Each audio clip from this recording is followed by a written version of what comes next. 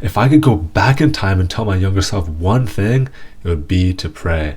Because, oh my goodness, when I was younger, I never prayed.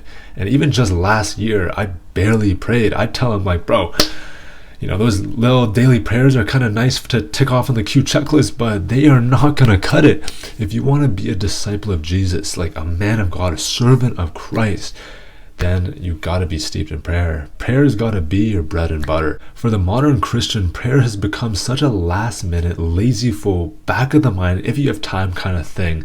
And it's honestly such a shame and disgrace. To pray for a few hours sounds extreme. It sounds like a waste of time, only for fanatics. We see prayer as literally useless. There's no other way to put it. The modern Christian has such a low view of prayer that they might as well be looking at their clogged toilet after Taco Tuesday. Like, I'm being serious. If we had a true, real, pure view of prayer, you'd be so hyped to pray. You'd slip away tonight to go to a mountainside to pray like Jesus. Oh, but that's crazy. Only Jesus would do that. Exactly. You're proving my point. You think going into solitude and praying for a few hours is insane and only for those crazy John the Baptist looking Christians that you try to avoid on Sundays. And don't even get me started on Paul, who talks about praying always. Oh, he doesn't actually mean that. We can't possibly pray for 24/7. He's not realistic. It's probably a metaphor.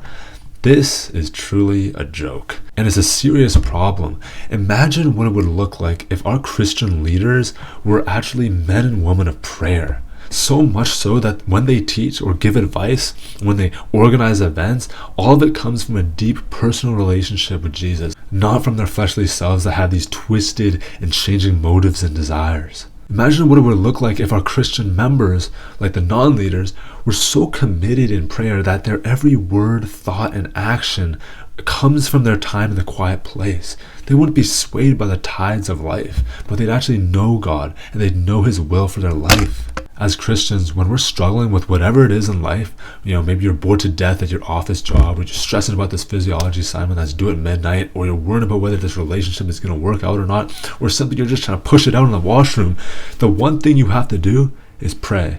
This will literally change your life. I'm not exaggerating when I tell you that you need to pray, because I know you aren't right now.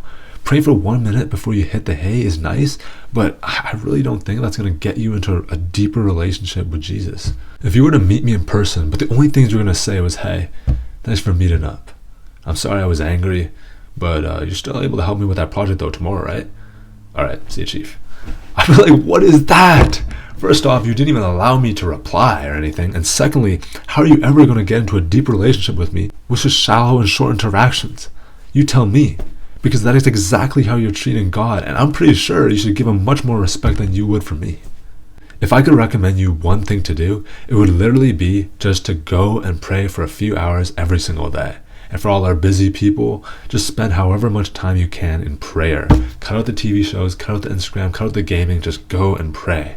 Oh, but I hear you already, the inevitable words. Prayer just doesn't work for me. You want to know how many times I've heard that? Heck, man, I've said that myself for many years. We think scripture is cool. There's always something happening on the page. You get those dopamine hits. But prayer, when you're just sitting around doing nothing, talking to God, yeah, not a chance. That is useless. I wouldn't say it to my Christian friends, but prayer is a big waste of time.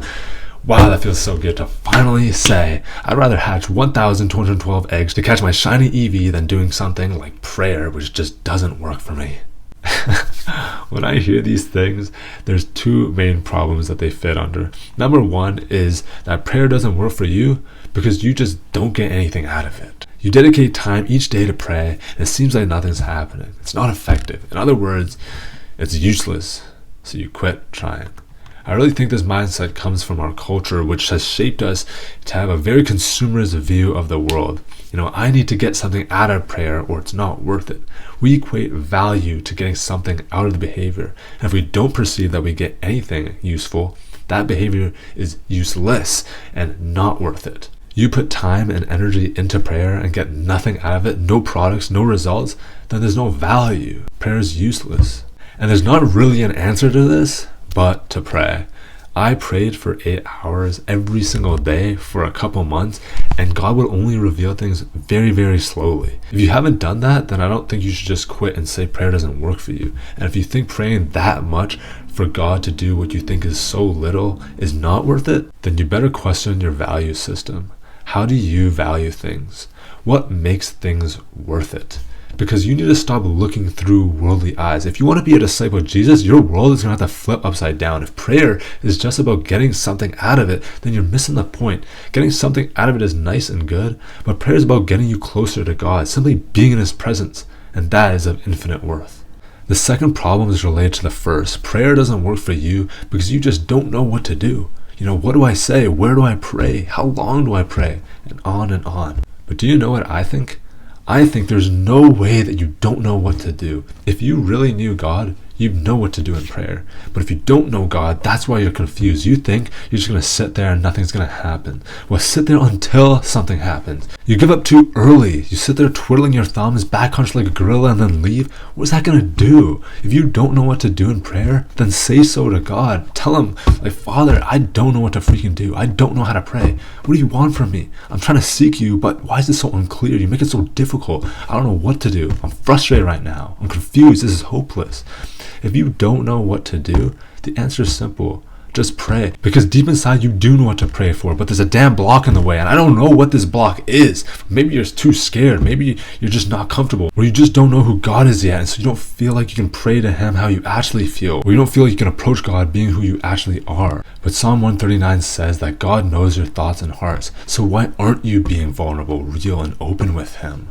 Maybe you're going through a hard time, but for some reason you're not bringing that to God in prayer. You're keeping this part of yourself hidden from God. What, do you think He can't take that? You think He doesn't want to listen? Your thoughts about God tell you more about yourself. And if your thoughts about God don't even align with who God really is, then there's a big problem. You're going to have to do some homework along with a lot more prayer. Do you kind of get what I mean? If you think prayer is useless, or that it just doesn't work for you, or that you just don't know what to do, the answer is to go and pray. Just get off your phone, put down the chip bag, go into your room, or go outside in nature and just pray to the Father. He's right there and He's waiting for you. But are you going to make time for Him? And are you going to make time for Him every single day? That's the question. And that's it for this video. Just remember, if anyone then knows the good they ought to do and doesn't do it, it's sin for them. So please, kill the flesh.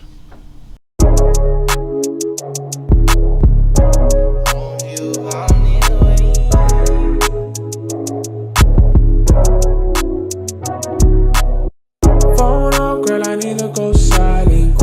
Hold on, leave the city outside. It's been so long since I let them slide. With emotions showing up uninvited. Phone up, girl, I need to go silent.